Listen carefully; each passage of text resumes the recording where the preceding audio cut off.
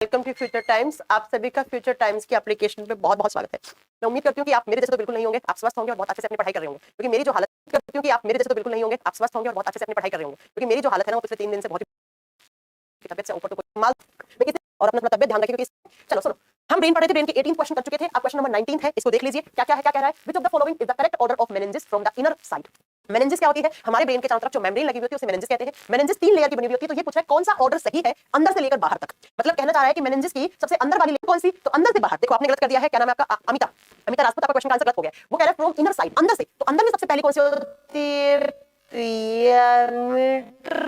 होती है, बीच वाली आर्केनोइड होती है, और बाहर वाली कौन सी होती है? ड्यूरामेटर। जबकि आपने बता दिया बच्चा बाहर से अंदर, तो डी नहीं होगा, इसका आंसर ए होना चाहिए कि सबसे अंदर मेम्ब्रेन होती है वो पायामीटर होती है, बीच वाली आर्केनोइड होती है, और बाहर वाली कौन सा होता है? ड्यूरामीटर होता है।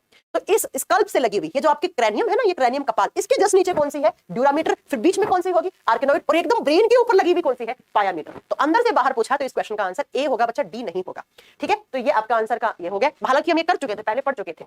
अगला क्वेश्चन क्या कह रहा है? नेक्स्ट क्वेश्चन कह रहा है the action potential while the propagation of a nerve impulse is due to the movement of. तंत्रिका आवेग के प्रसार के दौरान कार्यवाही की क्षमता के किसकी आंदोलन। अच्छा, ये क्वेश्चन क्या कह रहा है? इतनी सी बात कह रहा है कि हमारे बॉडी के अंदर जो नर्वस सिस्टम के अंदर जो इलेक्ट्रिक इंपल्स एक जगह से दूसरी जगह से जाते हैं, जैसे मैंने अभी अपने हाथ को इस डायरेक्शन में मूव करवाया, तो मेरे यहाँ के न्यूरॉन्स जो भी इलेक्ट्रिक इंपल्स है मसल्स के पास, वो किसके पास? ब्रेन के पास लेकर जा रहे हैं। तो उसमें हेल्प कौन करता है? उसमें इलेक्ट्रिक इंपल्स को भेजने में हेल्प कौन करता है? ये क्वेश्चन आपसे पूछा है, तो जरा बताइए कौन करता है इसमें हेल्प? सोडियम या पोटेशियम? सबसे पहले तो आपका आंसर यही होना चाहिए, सोडियम करेगा या पोटेशियम करेगा। बच्चा सोडियम पोटेशियम दोनों कर सकते हैं, सोडियम और पोटेशियम दोनों कर सकते हैं। लेकिन एक बात हमेशा याद रखिएगा कि जब सोडियम पोटेशियम दोनों का ऑप्शन है तब तो आप बहुत सही करके आओगे, है ना। लेकिन सोडियम पोटेशियम दोनों नहीं है, तब हमें ज्यादा आंसर सही किसको करना पड़ेगा? सोडियम को आंसर करना पड़ेगा।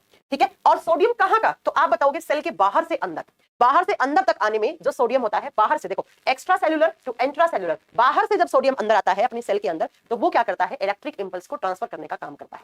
तो इसका आंसर डी होगा। वैसे पोटेशियम भी आंसर सही हो सकता था, सोडियम पोटेशियम मैग्नीशियम तीनों ही इलेक्ट्रिक इंपल्स को कंडक्ट करवाने का काम करते हैं, लेकिन अपने पास बहुत वाला ऑप्शन सही नहीं था, तो हम इसको सोडियम को आंसर नहीं मानेंगे। अक्सर एग्जाम में एक क्वेश्चन और भी आता है बच्चा, अगर आपसे पूछ लिया कि ब्रेन के पास, या आपसे पूछ लिया नर्वस सिस्टम के पास, तंत्रिका तंत्र या आपके ब्रेन के पास सबसे ज्यादा कौन सा मिनरल होता है, सबसे ज्यादा कौन सा खनिज तत्व होता है, तब आपका आंसर अगेन क्या होगा बेटा? Na, सोडियम होगा। तो आपका अगेन आंसर क्या सही होगा बच्चा? सोडियम आंसर सही होगा। हमारी ब्रेन या कंप्लीट जो आपका नर्वस सिस्टम है, तंत्रिका तंत्र है, उसके पास सबसे ज्यादा कौन सा खनिज तत्व होता है? सोडियम। अब सोडियम ऑप्शन में नहीं आया, तब हम किसको लेकर जाएंगे? पोटेशियम को। पोटेशियम भी होता है, लेकिन सबसे ज्यादा कौन सा होता है? सोडियम होता है। इस बात को अच्छे से नोट रखिएगा। ठीक है, चलो तो इस क्वेश्चन का आंसर सोडियम लेंगे। नेक्स्ट क्वेश्चन क्या कह रहा है? Which is the largest part of the human brain. जो हमारा ब्रेन है उसका सबसे बड़ा भाग कौन सा होता है? अब लार्जेस्ट पार्ट दिया है इसमें, जबकि यहां पर लार्जेस्ट सब पार्ट होना चाहिए था। अब कोई बात नहीं, हमारे पास ऑप्शन में तो ऐसा तो है नहीं कि फोर ब्रेन और सेरेब्रम दोनों एक साथ है, तो वो तो गलत है ना। तो जरा ध्यान से मेरी बात को सुनिए, इन चारों में से सबसे बड़ा भाग कौन सा होता है? तो मैंने कहा था ये जो फूल जैसा भाग होता है हमारे ब्रेन का, ये ब्रेन की स्टेम तो लास्ट क्लास में पढ़ाई थी कि ये ब्रेन का पूंछ होता है, और ये जो ब्रेन का फूल जैसा भाग होता है, फ्लावर जैसा, जैसे फूल खिला हुआ है, इसको बोला जाता है सेरेब्रम। और ये सेरेब्रम अप्रोक्स 2/3 भाग में होता है। तो यही हमारे ब्रेन का सबसे बड़ा उपभाग बनता है। अब अगर लार्जेस्ट पार्ट पूछा होता, ऑप्शन में फोर ब्रेन होता, तो फोर ब्रेन भी सही कर देते, क्योंकि ये थैलेमस, ये जो आपका सेरेब्रम है, ये कौन से ब्रेन का हिस्सा है? ये फोर ब्रेन का ही है बच्चा। फोर ब्रेन का एक पार्ट सेरेब्रम होता है। टोटल फोर ब्रेन के 3 हिस्से होते हैं, मैंने पढ़ाए हैं आपको। कौन कौन सा? थैलेमस, हाइपोथैलेमस, और कौन सा हो गया? सेरेब्रम। अब इन तीनों में बड़ा कौन सा है? तो ये सेरेब्रम सबसे बड़ा है। तो अगर फोर ब्रेन भी होता है ऑप्शन में, तो ऑप्शन में फोर ब्रेन भी सही हो जाता।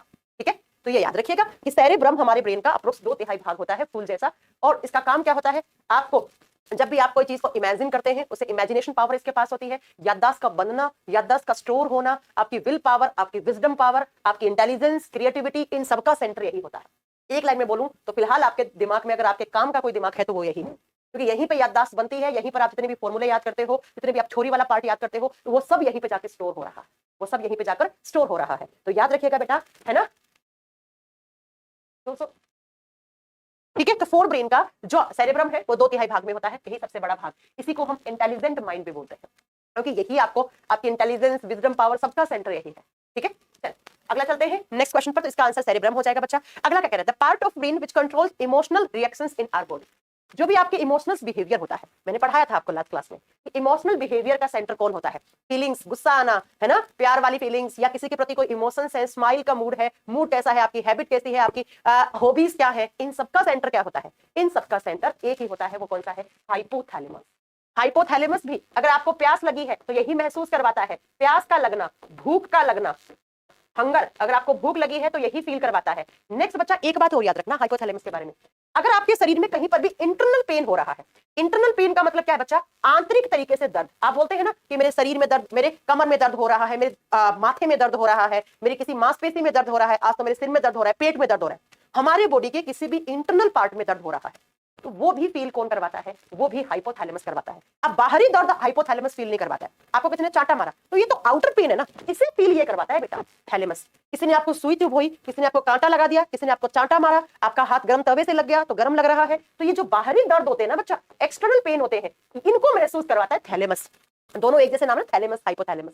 ठीक उसी तरीके से आप याद रखेंगे बेटा कि जो भी आपके बॉडी में पेट में दर्द, सिर में दर्द, कान में दर्द, नाक में दर्द, इंटरनल बॉडी पेन है कहीं पर भी, उसे महसूस कौन करवाता है? हाइपोथैलेमस। भूख लगना, प्यास लगना, किसी के लिए कैसी फीलिंग्स है, किसी पे गुस्सा आ रहा है, किसी पे प्यार आ रहा है, क्या इमोशंस है किसके लिए, इन सबका सेंटर क्या है? हाइपोथैलेमस है। तो यही आपसे पूछा कि आपका जो इमोशनल रिएक्शंस है या आपका इमोशनल बिहेवियर है उसका सेंटर कौन है, तो आप बताओगे हाइपोथैलेमस है।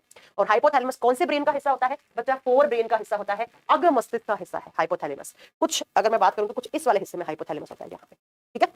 चलो अगले क्वेश्चन पे चलते हैं। नेक्स्ट क्वेश्चन क्या कह रहा है? Which part of the brain plays an important role in motor control? हमारे ब्रेन में कौन सा हिस्सा है जो कि आपका मोटर कंट्रोल, मोटर कंट्रोल का मतलब है आपकी बैलेंसिंग वगैरह, मोटर कमांड को कंट्रोल करता है। मोटर कमांड का मतलब हो गया बैलेंसिंग, आपके इस बॉडी का बैलेंस कौन सा ब्रेन का पार्ट बनाता है?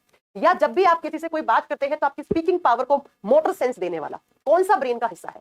मेडुला कैसे सही हो जाएगा बेटा? मेडुला ऑब्लंगेटा तो मैंने पढ़ाया था बेटा कि मेडुला ऑब्लंगेटा में तो इनवॉलंटरी रिएक्शंस के लिए होता है। ये आपसे पूछ रहा है मोटर कंट्रोल। मोटर कंट्रोल का मतलब बच्चा यहाँ पर मोटर टर्म को यूज किया गया है बैलेंसिंग से। तो बॉडी का बैलेंस कौन बनाता है? बॉडी पोस्चर को कौन कंट्रोल करता है? तो हमारे शरीर का जो बैलेंस है, बैलेंस बनाने वाला कौन होता है? शरीर का संतुलन, या आप जब गाड़ी चला रहे हैं तो गाड़ी का भी बैलेंस और आपका भी बैलेंस किसकी वजह से है बच्चा? सेरेबैलम की वजह से है, जिसे हम छोटा दिमाग कहते हैं। और ना कि बॉडी बैलेंसिंग, ये मसल मूवमेंट का भी काम करवाता है, मांसपेशियों के मूवमेंट का काम भी यही करता है। जैसे अभी मैं इस तरीके से मसल को इस तरीके से कैसे भी मैं यहां से यहां आ गई, उठना, बैठना, दौड़ना, भागना, चलना, ये सारे के सारे मसल्स मूवमेंट है आपके, वो भी किसके द्वारा कंट्रोल होते हैं? सेरेबैलम। Next, speaking power. मैं अगला सेंटेंस क्या बोलने वाली हूँ, किस लैंग्वेज में बोलने वाली हूँ, इसको भी कौन कंट्रोल करता है? सेरेबैलम। सेरेबैलम के तीन मुख्य काम होते हैं, कौन कौन से? आपके बॉडी के पोस्चर बनाना, उठना, बैठना, दौड़ना, भागना, तो उस समय जो भी आपके बॉडी में मसल्स के अंदर मूवमेंट हो रहा है उसको कंट्रोल करना, बॉडी का बैलेंस बनाना, आपकी स्पीकिंग पावर को कंट्रोल करना। और जब भी मोटर कंट्रोल की बात आएगी तो बेटा आपको आंसर सेरेबैलम ही करना है, जिसको हम छोटा दिमाग भी बोलते हैं। अच्छा, आपने कभी सुना है कि छोटे दिमाग में चोट लगने से इंसान की डेथ हो जाती है? कभी आपने सुना है कि अगर हम सिर के बल ऐसे पीछे, यहाँ होता है बेटा छोटा दिमाग, तो अगर आप कभी भी ऐसे गिर गए पीछे की तरफ सर के बल तो आपकी ऑन द स्पॉट डेथ हो जाती है। तो एक बॉलर थे ना, बॉलर या कोई क्रिकेटर थे, उनको ऑन ग्राउंड ऐसे बॉल आके लग गई थी, उनकी डेथ हो गई थी। आपको याद होंगे कौन से बॉलर है? तो अगर, या फिर बहुत सारे लोगों का होता है कि बाइक पे पीछे की तरफ जो इंसान बैठा हुआ होता है ना, तो अगर किसी बाइक जो ड्राइव कर रहा है वो बहुत तेज से चलाया तो पीछे वाला ऐसे गिर गया, बेटा वो उसी समय ऑन द स्पॉट मर जाता है। उसका रीजन क्या है वो समझो, क्योंकि मैंने लिखा है मांसपेशियों, मसल्स मूवमेंट का काम करवाता है कौन? सेरेबैलम। आपका हार्ट भी एक मस्कुलर ऑर्गन है, हमारा हार्ट भी क्या है आप बताओगे? एक मस्कुलर ऑर्गन है, मांसपेशीय अंग है। हार्ट एक बार कॉन्ट्रैक्ट करता है, हार्ट के अंदर जो मसल्स होती है ना, वो एक बार ऐसे कॉन्ट्रैक्ट करती है तो खून बाहर जाता है, फिर रिलैक्स करती है तो हार्ट में खून आता है। जो आपकी हार्ट बीट बन रही है, दिल की धड़कनें बन रही है, आप जानते हैं किसी की दिल की धड़कनें नहीं बन रही है तो इंसान की डेथ हो जाती है। दिल की धड़कन कब बनती है? जब आपके हार्ट की मांसपेशियां कॉन्ट्रैक्ट रिलैक्स होती है, कॉन्ट्रैक्ट रिलैक्स कर रही है। आपका दिल धक धक धक धक कब करता है? जब हार्ट एक बार कॉन्ट्रैक्ट एक बार रिलैक्स कर रहा है। तो बच्चा हार्ट के अंदर भी क्या है? मसल्स। तो उन मसल्स के मूवमेंट को भी कौन कंट्रोल कर रहा है? सेरेबैलम। और आपको लग गई सेरेबैलम में चोट तो आपके हार्ट की मसल्स भी प्रॉपर मूव नहीं कर पाती है, आपका हार्ट वहीं थम जाता है, आपके हार्ट से धड़कनें बनने बंद हो जाती हैं। और अगर हार्ट ने ही काम करना बंद कर दिया तो उसी समय उस इंसान को हार्ट अटैक भी आ जाता है, उसका हार्ट फेल भी हो जाता है और वो ऑन द स्पॉट मर जाता है, वो ऑन द स्पॉट मर जाता है उसी जगह। तो ये याद रखिएगा बेटा कि छोटे दिमाग इसी को बोलते हैं सेरेबैलम को, अनुमस्तिष्क को ही छोटा दिमाग बोलते हैं। और यही हमारे हार्ट के कॉन्ट्रैक्शन रिलैक्सेशन के प्रोसेस को कंट्रोल करता है और जिसके परिणाम में ही हमारा हार्ट जो है वो बार बार धक धक करता है, दिल की धड़कनें बनती है, मतलब हार्ट में प्रॉपर खून आता है, प्रॉपर जाता है। लेकिन अगर इसी को चोट लगी तो आपका बॉडी का बैलेंस तो बनना छोड़ो, आपका हार्ट का भी बैलेंस बिगड़ जाएगा और आपकी ऑन द स्पॉट डेथ हो जाती है। तो इस क्वेश्चन का आंसर होगा सेरेबैलम।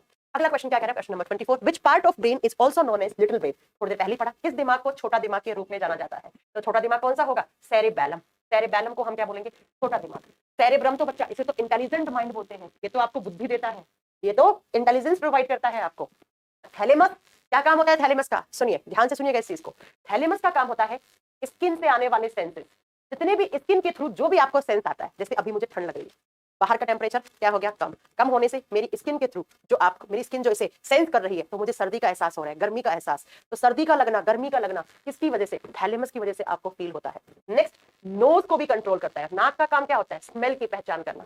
कैसी स्मेल है, अच्छी है, बुरी है, गुलाब की फूल की स्मेल है, गेंदे के फूल की स्मेल है, खराब है, गंदी है, इसकी पहचान भी कौन करवाता है? थैलेमस। खाने में आप टंग, जो आपकी जीभ है, उसका काम क्या होता है? टेस्ट का। तो कैसा टेस्ट आ रहा है? कड़वा लग रहा है, खट्टा लग रहा है, मीठा लग रहा है, ये सारी चीजों का सेंटर होता है थैलेमस। थैलेमस के काम लिखिएगा अपने नोटबुक में, क्या क्या आप याद रखिएगा, क्या क्या आपके काम होते हैं थैलेमस के, तो जरा ध्यान से लिखो। सर्दी लगना, गर्मी लगना, किसी ने चांटा मारा तो वो बाहर से आया हुआ दर्द, मतलब वो दर्द जो स्किन के थ्रू आया है, त्वचा के थ्रू आया है, उसे महसूस करवाना, कैसी स्मेल आ रही है और कैसा टेस्ट आ रहा है खाने में। और मैं एक बात बताऊं आपको, जब कोरोना होता है ना, तो यही थैलेमस को जाके कोरोना वाला वायरस इन्फेक्शन कर देता है इसके न्यूरॉन्स के अंदर। इसीलिए जिस इंसान को कोविड होता है उसके स्मेलिंग सेंसेस गायब हो जाते हैं, क्योंकि कोरोना वायरस यहाँ से नाक से होता हुआ आपके ब्रेन तक पहुंच जाता है, और ब्रेन में सबसे पहले किसके पास? आगे वाला थैलेमस होता है, तो थैलेमस पर ही अटैक कर देता है वो जाके, और सीधा उस थैलेमस की वजह से क्या हो जाता है आप बताओगे बेटा? उसी थैलेमस की वजह से आपकी स्मेल करने की कैपेसिटी गायब हो जाती है, खाने में टेस्ट नहीं आएगा और स्मेल नहीं आएगी। ठीक है, तो ये बात याद रखिएगा। हो गया? चलो, तो इस क्वेश्चन का आंसर क्या होगा? छोटा दिमाग किसे बोलते हैं हम? सेरेबैलम को बोलते हैं। अगला क्वेश्चन है question number 25, which part of the brain is responsible for triggering actions like thinking, intelligence, memory and ability to learn. मतलब मस्तिष्क का कौन सा हिस्सा है जो सोचने का, बुद्धि का, स्मृति का, मतलब याद रखने का और सीखने की क्षमता जैसी क्रियाओं को ट्रिगर करने का काम करता है? सारे पार्ट कहाँ होते हैं? याददाश्त का बनना, याददाश्त का स्टोर होना, कोई चीज पढ़ रहे हो आप, फॉर्मूला पढ़ रहे हो, उस फॉर्मूले को बाद में आप लर्न करते हो, याद करते हो, आपकी विल पावर कैसी है, आपकी मेमोरी पावर कैसी है, और आपकी इंटेलिजेंस कैसी है, आपकी क्रिएटिविटी कैसी है, इन सबका, किसी भी चीज को याद करने की जो एबिलिटी है, इन सबका सेंटर एक ही होता है, कौन सा? सेरेब्रम, जो सबसे बड़ा हिस्सा होता है। सेरेब्रम की वजह से ही आप, डिपेंड करेगा आपके सेरेब्रम की लोब और उसके न्यूरॉन्स कितने सही हैं, उतनी ही अच्छी आपकी याददाश्त, उतनी ही ज्यादा आपको चीजें जल्दी लर्न होंगी, और इसी की वजह से आपका मैथमेटिक्स, रीजनिंग, सब कैलकुलेशन सब इसी की देन है। इसका आंसर सेरेब्रम होगा। ये आपको बुद्धि देने वाला दिमाग माना जाता है, इसे इंटेलिजेंट माइंड बोलते हैं। इसे जितने भी ब्रेन के पार्ट पढ़े ना, उसमें से इंटेलिजेंट माइंड इसी को ही कहा जाता है। अगला नेक्स्ट क्वेश्चन क्या कह रहा है? Question number 26, in how many parts is the human brain is divided? मानव का मस्तिष्क कितने हिस्सों में बंटा हुआ होता है? अब ये तो बच्चों वाला क्वेश्चन है। मानव का मस्तिष्क 3 हिस्सों में बंटा हुआ होता है। कौन कौन सा? आगे वाले को बोलते हैं फोर ब्रेन, ये वाला मिड ब्रेन, सबसे लास्ट वाला हिंड ब्रेन। अग्र मस्तिष्क, मध्य मस्तिष्क, पश्च मस्तिष्क, इसमें से बीच वाला सबसे छोटा होता है और फोर ब्रेन सबसे बड़ा होता है। तो 3 हिस्सों में हमारा दिमाग बंटा हुआ होता है बच्चा, ठीक है, और तीनों ही हिस्से जरूरी है, ऐसा नहीं है कि एक हिस्सा सही है बाकी 2 काम नहीं कर रहे, ये कोई बात नहीं हुई, तीनों ही ब्रेन के पार्ट सही होने चाहिए। अगला क्वेश्चन क्या कह रहा है? Which of the following is not the part of neuron? Neuron का इसमें से कौन सा एक हिस्सा नहीं है? चल बताइए। क्लास नहीं चलती है शिव सिंह, क्या प्रॉब्लम आता है क्लास चलने में? क्लास चल रही है तभी तो आप क्लास में कमेंट कर रहे हैं। अभी क्वालिटी ऑप्शन पे थोड़ी सी टेक्निकल टीम काम कर रही है, तो विदाउट क्वालिटी भी देख लीजिए, थोड़ा सा काम चल रहा है क्वालिटी ऑप्शन पे, वो हमारी निहारिक एप्लीकेशन पे चल रहा है, हो जाएगा वो प्रॉब्लम सॉल्व। कल क्लास लूंगी बच्चा, कल भी लूंगी आपके बैच में, पक्का क्लास लूंगी, कल भी क्लास लूंगी। इनफैक्ट कल मैं एक ट्रिक की वीडियो भी आपके बैच में डालने वाली हूँ, स्टडी वाली, उसमें कोई समझाने वाला नहीं है, तो कल तो आपकी इनफैक्ट 2 क्लास होंगी। एक लाइव मैं लूंगी इसी समय 9 बजे, लेकिन एक में ट्रिक की क्लास, इसमें सारी स्टडी है। आजकल क्या एग्जाम में स्टडी से क्वेश्चन पूछे जाते हैं, तो वो समझने वाला नहीं है, वो तो आप ऐसे ही पढ़ लेंगे, ठीक है। चलो, क्या करें, इनमें से कौन सा एक न्यूरॉन का भाग नहीं है? आज हम थोड़ी सी न्यूरॉन के बारे में बात ही कर ले तो ज्यादा अच्छा है। सुनो, आज हम थोड़ा सा ब्रेन के अंदर जो न्यूरॉन है उसके बारे में बात ही कर ले तो ज्यादा अच्छा है। ये है बच्चा आपका न्यूरॉन। एक न्यूरॉन ऐसा दिखता है, और हमारे कंप्लीट नर्वस सिस्टम में 100 बिलियन न्यूरॉन होते हैं। अब आपको अगर देखना है न्यूरॉन को, तो बच्चा आपके पास क्या होना चाहिए? आपके पास इलेक्ट्रॉन माइक्रोस्कोप होना चाहिए, क्योंकि न्यूरॉन एक सेल है बेटा, एक सेल है, कोशिका है, ये कोई शरीर का हिस्सा नहीं है जिसको आप देख लोगे। इसे देखना है तो आपको क्या होगा बेटा? तो आपको अगर देखना है तो इलेक्ट्रॉन माइक्रोस्कोप चाहिए, आपको इलेक्ट्रॉन माइक्रोस्कोप चाहिए। ऐसा न्यूरॉन, आप ध्यान से सुनिएगा, ये जो न्यूरॉन का हिस्सा है, पूरे हिस्से को कहा जाता है सेल बॉडी या सोमा। इस हिस्से को, जिस हिस्से में इसका न्यूक्लियस है और ये डेंड्राइट लगे हुए हैं, ये जो ब्रांचेस से निकलती है उसे डेंड्राइट कहा जाता है। ये न्यूरॉन का कोशिका वाला हिस्सा है। फिर ये जो एक ट्यूब आ रही है ना, ऐसे सिलेंड्रिकल ट्यूब, इस ट्यूब को कहा जाता है एक्सोन। इसे क्या कहा जाता है? एक्सोन। ध्यान से सुनना, कितने क्वेश्चन बनेंगे न्यूरॉन के स्ट्रक्चर से। न्यूरॉन के सेल वाले हिस्से को सोमा कहते हैं। ये जो ऐसे ब्रांच निकली हुई होती है इन्हें डेंड्राइट्स कहते हैं। तो अगर आपसे पूछ ले क्या कि न्यूरॉन की स्ट्रक्चर में जो ब्रांचेस निकली हुई होती हैं, जो शाखाएं निकली हुई होती है, उनका नाम क्या है? डेंड्राइट्स। न्यूरॉन के जो कोशिका वाला हिस्सा है उसे सोमा कहते हैं, और ऐसे एक सिलेंड्रिकल ट्यूब होती है उसे एक्सोन कहते हैं। उसे क्या कहते हैं? एक्सोन। तो एक्सोन भी किसका हिस्सा है? न्यूरॉन का। डेंड्राइट भी किसका हिस्सा है? न्यूरॉन का। और ये एक्सोन जहां पर जाके खत्म होता है उसे एक्सोन टर्मिनल कहा जाता है। और यहां पे न्यूरॉन खत्म हो गया, फिर यहां से एक दूसरा न्यूरॉन स्टार्ट होता है, तो दो न्यूरॉन के बीच में हल्का सा गैप होता है, उसे कहा जाता है साइनेप्स गैप। ये तो मैंने पहले ही पढ़ाया था लास्ट क्लास में। इसे क्या कहते हैं हिंदी में? सिनेप्स क्षेत्र कहा जाता है। उस छोटे से गैप को, माइक्रोस्कोपिक गैप को साइनेप्स एरिया या सिनेप्स क्षेत्र कहा जाता है। तो एक्सोन भी न्यूरॉन का हिस्सा है। साइनेप्स से क्वेश्चन बनेगा तो बता दिया मैंने। डेंड्राइट भी न्यूरॉन का हिस्सा है, सोमा भी न्यूरॉन का हिस्सा है, और ये माइलिन शीथ के बारे में थोड़ी देर के बाद क्वेश्चन आएगा तो अच्छे से समझ में पाओगे। ठीक है बच्चा, तो यही आपसे एग्जाम में पूछ जाते हैं। एक्सोन, डेंड्राइट, साइनेप्स, ये किसके हिस्से हैं? ये सारे हिस्से आप बताएंगे बेटा किसके माने गए हैं? न्यूरॉन के ही होते हैं। अब आप क्वेश्चन को पढ़ लीजिए। अभी आप क्वेश्चन को पढ़ लीजिए कि क्वेश्चन में क्या क्या ऑप्शन था। कहते हैं सेल बॉडी को सोमा कहते हैं, थोड़ी देर पहले पढ़ाया कि न्यूरॉन के कोशिका वाले हिस्से को सोमा कहते हैं। तो ये तीनों ही तो न्यूरॉन के हिस्से हैं। कौन सा हिस्सा नहीं है? बोमिन कैप्सूल नहीं है। ये किसका हिस्सा है बेटा? ये नेफ्रॉन का हिस्सा है। और नेफ्रॉन्स कहां होते हैं? किडनी में होते हैं। न्यूरॉन कहां होते हैं? ब्रेन में। जैसे मस्तिष्क की इकाई को न्यूरॉन कहा गया है, वैसे ही हमारे जो किडनी होते हैं, गुर्दे होते हैं, उसकी इकाई को नेफ्रॉन कहा गया है। जैसे न्यूरॉन के ये तीन हिस्से हैं, वैसे बोमिन कैप्सूल किसका हिस्सा है? नेफ्रॉन का है। बोमिन्स कैप्सूल नेफ्रॉन या किडनी का हिस्सा होता है, जबकि neuron, axon, dendron, dendrites, synapse, myelin sheath, node of Ranvier, ये सारे के सारे हिस्से किसके माने जाते हैं? न्यूरॉन के हिस्से माने जाते हैं। ठीक है बच्चा, समझ में आ गई मेरी बात? बता दोगे? तो बोमिन्स कैप्सूल न्यूरॉन का हिस्सा बिल्कुल भी नहीं है, कतई भी नहीं है। अगले क्वेश्चन पे चलते हैं। क्वेश्चन नंबर 28 कह रहा है कि विच part of the central nervous system control reflex actions. Central nervous system दो पार्ट से बना हुआ है, ब्रेन और स्पाइनल कोड। तो आपसे पूछा है केंद्रीय तंत्रिका तंत्र का कौन सा हिस्सा रिफ्लेक्स क्रियाएं या बोलते हैं हिंदी में प्रतिवर्ती क्रियाओं को कंट्रोल करता है। मैंने पढ़ाया था, गर्म पानी की बाल्टी में हाथ देना, गर्म तवे पे हाथ लगा देना, किसी ने सुई चुभ हुई तो अचानक से आपका हाथ पीछे हटता है, तो इस टाइप के एक्शंस को रिफ्लेक्स एक्शंस कहा जाता है, जिसकी खोज आगे पढ़ाया जाएगा, आपके क्वेश्चन क्लास में आएगा। मार्शल हॉल ने की थी। ये किसके द्वारा? एक्सोन का प्रोटेक्शन माइलिन शीट देता है। गोलू, माइलिन शीट देता है बेटा, और कुछ सेल्स भी होती है वो भी देती है, स्वोन सेल्स बोलते हैं जिन्हें। हो गया, बता दोगे? तो रिफ्लेक्स एक्शंस किसके द्वारा कंट्रोल की जाती है? स्पाइनल कोड, जिसे हम मेरु रज्जु कहते हैं। और मेरु रज्जु से मैंने कहा था क्या निकलती है? नर्व निकलती है। कितनी नर्व निकली थी बताइए जरा? हमारी स्पाइनल कोड से कितने जोड़ी नसों के निकलते हैं? कितनी आपकी स्पाइनल नर्व्स होती है? क्वेश्चन का आंसर दो। हाँ जी, ब्रेन से पीछे की तरफ ऐसे जो आपका लास्ट वाला ब्रेन का जो स्टेम है, वहां से एक पूंछ सी निकलती है ब्रेन की, अंदर से निकल के, और फिर ये नस आगे जाती है, तो इसी हिस्से को स्पाइनल कोड कह दिया जाता है।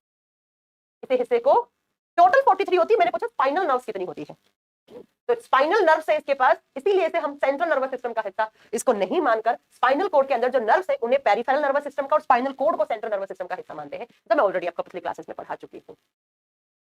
हाँ, समझ गए? कितनी जोड़ी थी? 31 पेयर्स। मैंने बताया था कि 31 जोड़ी नर्व्स ऐसी होती है जो हमारी स्पाइनल कोड से निकलती है। काम क्या होता है इनका? इनका काम होता है हमारे जितने भी, जैसे हाथ से लेकर जितने भी सिग्नल्स जा रहे हैं स्पाइनल कोड के पास, उनको ट्रांसफर करना। और जो स्पाइनल कोड है वो क्या काम करती है? रिफ्लेक्स एक्शंस को कंट्रोल करने का काम करती है। और एक बात बता देती हूँ, जब आपका दिमाग किसी चीज में बिजी होता है, मान लो बहुत ज्यादा कंसंट्रेट करके सिर्फ और सिर्फ पढ़ाई पे ध्यान दे रहे हो, ऐसा होता है, आप देखिएगा, आप बहुत ज्यादा ध्यान करके किताब में पढ़ रहे हो, अचानक से किसी ने आवाज लगाई तो आप ऐसे हो जाते हो। ये भी जो एक्शंस होते हैं इन्हें भी रिफ्लेक्स एक्शंस कहते हैं। जब आपका दिमाग बहुत ज्यादा बिजी होता है किसी एक काम में, तो दिमाग के काम कौन करता है? स्पाइनल कोड करने लग जाता है। भाई सेंट्रल नर्वस सिस्टम का हिस्सा है, दिमाग के पास भी नर्व है, तो स्पाइनल कोड के पास भी नर्व है, क्या दिक्कत है? दिमाग जो काम कर सकता है वो स्पाइनल कोड क्यों नहीं कर सकता? तो जब बहुत ज्यादा बिजी होता है हमारा प्राइमरी ब्रेन, ये वाला, तो हमारी स्पाइनल कोड को सेकंड ब्रेन भी कहा जाता है, इसे दूसरा दिमाग कहा जाता है। ठीक है, इसे सेकेंडरी ब्रेन या सेकंड ब्रेन या दूसरा दिमाग भी कहा जाता है। ये कब काम करता है? जब आपका प्राइमरी ब्रेन किसी बहुत ही गहराई से कोई चीज को आप पढ़ रहे हो, तब वो आपका प्राइमरी ब्रेन की जगह ये दूसरा दिमाग काम करता है ना? इन्हें बोलते हैं रिफ्लेक्स एक्शंस। रिफ्लेक्स एक्शंस मतलब प्रतिवर्ती क्रियाएं को कंट्रोल करने का काम कौन करता है? Spinal cord. नेक्स्ट आप बताओगे बच्चा 29 नंबर का क्वेश्चन क्या कह रहा है? Corpus callosum makes an important part of which among the following organ in human body.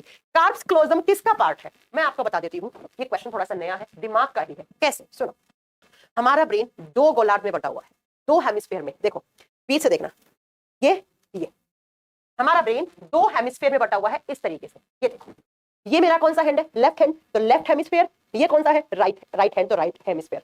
हमारा मस्तिष्क दो गोलार्ध में बटा हुआ होता है, बायां गोलार्ध, दायां गोलार्ध। तो बच्चा इन दोनों हेमिस्फीयर को जोड़ने के लिए ऐसे एक टिश्यू की लेयर होती है, उसी को कार्प्स क्लोजम कहा जाता है। उसी का नाम क्या है? कार्प्स क्लोजम है। मैं एक बार फिर से बता देती हूं, हमारा दिमाग आप ऐसे देख लो, दिमाग दो गोलार्ध में बटा हुआ है, लेफ्ट हेमिस्फीयर, राइट हेमिस्फीयर। तो बीचों बीच एक टिश्यू की जो लेयर है, उत्तकों की जो परत है, उसी को कार्प्स क्लोजम कहा जाता है। तो कार्प्स क्लोजम हमारे ब्रेन का ही हिस्सा है, दिमाग का ही हिस्सा है। तो दोनों हेमिस्फीयर को आपस में कनेक्ट करने का काम करता है, जो हमारे दोनों हेमिस्फीयर को आपस में जोड़ने का काम करता है। तो इसका आंसर क्या होना चाहिए? ए ऑप्शन इसका सही आंसर होना चाहिए। नेक्स्ट चलते हैं क्वेश्चन नंबर 30 में। कह रहा है among sodium, potassium, magnesium and iodine which are required for transmission for nerve impulses. थोड़ी देर पहले मैंने पढ़ाया था कि नर्व इंपल्सेस के लिए जो हमारे बॉडी में तंत्रिका आवेग बनते हैं, उनके ट्रांसपोर्टेशन के लिए 3 मिनरल चाहिए होते हैं। हालांकि सबसे ज्यादा तो क्या चाहिए होता है? सोडियम, फिर पोटेशियम, फिर आप बताओगे बेटा तीसरा मैग्नीशियम। ये तीनों चाहिए। तो देखते हैं ऑप्शन में क्या क्या है। Sodium, potassium, magnesium. पहला ही ऑप्शन है, ठीक हो जाएगा। सोडियम मैग्नीशियम ओनली नहीं बचा, पोटेशियम भी चाहिए। सोडियम ओनली नहीं, मैग्नीशियम ओनली नहीं। हमें क्या चाहिए? हमें चाहिए सोडियम, पोटेशियम, मैग्नीशियम। ये तीनों ही चाहिए, लेकिन सबसे ज्यादा कौन सा चाहिए? सोडियम चाहिए। सबसे ज्यादा कौन सा चाहिए? सोडियम चाहिए। हमारी बॉडी के अंदर जो तंत्रिका आवेग होते हैं, जो नर्व इंपल्सेस होते हैं, उनको ट्रांसपोर्ट होने के लिए सोडियम सबसे ज्यादा चाहिए होते हैं। सोडियम पोटेशियम के चैनल लगे हुए होते हैं। अगला क्वेश्चन, नेक्स्ट क्वेश्चन क्या कह रहा है 31 नंबर पे। The supporting and nutritive cells found in brain. हमारे ब्रेन के अंदर ऐसी सेल्स जो सपोर्ट कर रही हैं, किसको? मेन सेल्स को, है ना। मैं ये क्वेश्चन एक बार पहले भी पढ़ाया था, मैंने याद करो मैंने क्या पढ़ाया था, बस लैंग्वेज दूसरी आई थी कि जो न्यूरॉन होते हैं, इन न्यूरॉन को न्यूट्रिशन देने के लिए, न्यूरॉन को पोषण देने के लिए, न्यूट्रिशन देने के लिए और इसे सपोर्ट देने के लिए एक और अलग टाइप की सेल्स होती है हमारे ब्रेन में, जो सिर्फ 10% में होती है। क्या नाम बताया था? ग्लियल सेल्स बताया था ना, ग्लियल सेल्स। अब बेटा ऑप्शन में ग्लियल कोशिका नहीं है। ग्लियल सेल्स का एक और नाम भी होता है, और क्या नाम होता है ग्लियल सेल का? तो एस्ट्रोसाइट्स भी कहते हैं ग्लियल सेल्स को। ग्लियल सेल को एस्ट्रोसाइट भी कहा जाता है। अब ग्लियल नहीं था ऑप्शन में, तो बच्चा एस्ट्रोसाइट हो गया। हाँ, गोलू ने सही आंसर दिया है। मैंने कहा था कि हमारे न्यूरॉन्स को पोषण देने के लिए, न्यूट्रिशन देने के लिए, देखो ब्रेन दो टाइप की सेल से बना हुआ है। 90% में न्यूरॉन्स है, 10% में ग्लियल सेल्स है। यही ग्लियल सेल्स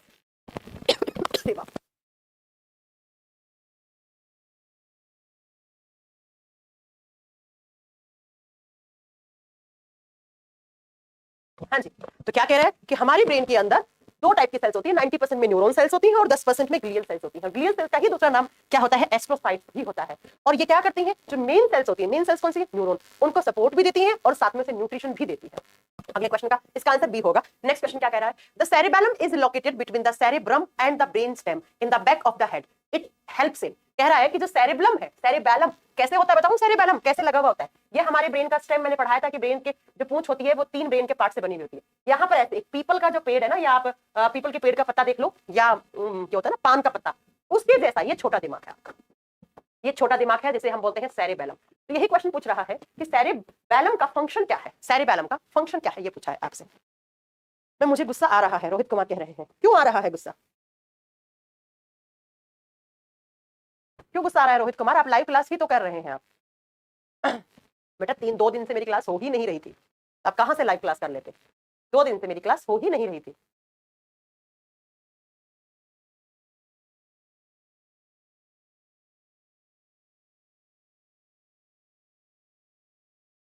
चले, क्या करता है cerebellum? Cerebellum breathing and control blood quantity या ब्लड प्रेशर को कंट्रोल कर सकता है क्या? नहीं। ब्रीदिंग को, ब्लड प्रेशर, ये तो इनवॉलेंटरी रिएक्शंस होते हैं, ये तो अनैच्छिक क्रियाएं होते हैं। और ये कौन कंट्रोल करता है? ये तो कंट्रोल करता है मेडुला ऑब्लंगेटा।